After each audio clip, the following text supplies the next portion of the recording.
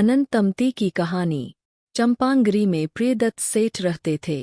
उनकी पुत्री का नाम अनंतमती था। वह रूपवती तो थी ही और सेठ जी ने विद्याभ्यास कराकर सोने में सुगंध ही मिला दी थी। अष्टानिका के पहले सेठ प्रियदत्त श्री धर्मकीर्ति मुनि के पास गए और अपनी पुत्री को भी साथ ले गए। वहां उन्होंने मुनिराज के पास 8 दिन का ब्रह्मचर्य व्रत धारण कर लिया। पिता की देखा देखी अनंतमती ने भी ब्रह्मचर्य व्रत धारण कर लिया। उस समय तो वह छोटी थी, परंतु जब युवती हुई और सेठ जी उसका विवाह करने लगे तो उसने नहीं करवाया।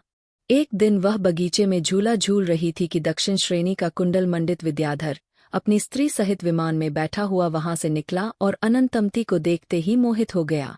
इससे वह जल्दी से अपनी स्त्री को घर पर छोड़ आया और वहां आकर अनंतमती को उठाकर चल दिया। कुंडल मंडित की स्त्री को कुछ संदेह हुआ और वह घर से लौट आई।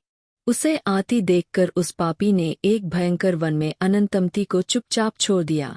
बेचारी वहां अकेली रो रही थी कि भीलों का राजा भीम वहां घूमता हुआ उस स्थान पर आ पहुंचा और उसे धैर्य बिंधाकर वह अपने घर ले गया, परंतु भीम ने भी उसे अपनी स्त्री बनाना चाहा और रात्रि में जबरदस्ती उसका शील भंग करने की कुचेष्टा की। तब वहां के वनदेवता ने क्रोधित होकर भीम को बहुत मार लगाई। तत्पश्चात भीम ने उसे पुष्पक नाम के व्यापारी को सौंप दिया।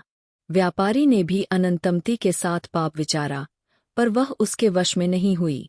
तब पुष्पक ने उसे कामसेना नाम की वेश्या को दे दिया। वह वेश्या भी अनंतमती से वेश्याकर्म कराने का उपाय करने लगी, पर वह सती अपने सतीत्व से नहीं डिगी। तब उस वेश्या ने उसे अयोध्या के राजा सिंहराज के पास भेज दिया। वह दुष्ट भी कामेच्छा पूरी करने के लिए अनंतमती के साथ जबरदस्ती करने लगा। तब वहां के नगरदेव ने प्रकट होकर अनंतमती के शील की रक्षा की। यद्यपि अनंतमती को शील धर्म से डिगाने के लिए कुंडल मंडित, भिल्लराज, पुष्पक, कामसेना और सिंहराज ने बड़े बड़े प्रयत्न किए, पर वह अपने धर्म से नहीं डिगी। अंत में जहां तहां भटकती पद्मश्री आरिका के पास अयोध्या में रहने लगी।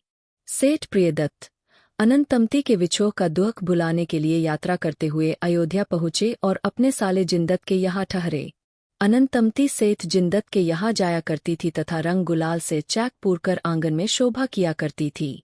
उस दिन नित्य की तरह आंगन में मंडल करके वह चली गई थी कि सेठ प्रियदत्त स्नान पूजन के बाद सेठ जिंदत के चैके में भोजन को गए। वह मंडप देखते ही उन्हें जाति स्मरण हो गया। उन्होंने सेठ जिंदत से कहा कि जिस बाई ने यह चैक पूरा है उसे बुलाइए। जिंदत ने अनंतमती को बुला दिया। तब दोनों पिता पुत्री मिलकर बहुत प्रसन्न हुए। उनकी भेंट से सेठ जिंदत ने बड़ा आनंद मनाया। कुछ दिनों बाद सेठ प्रियदत्त ने अनंतमती से घर चलने को कहा।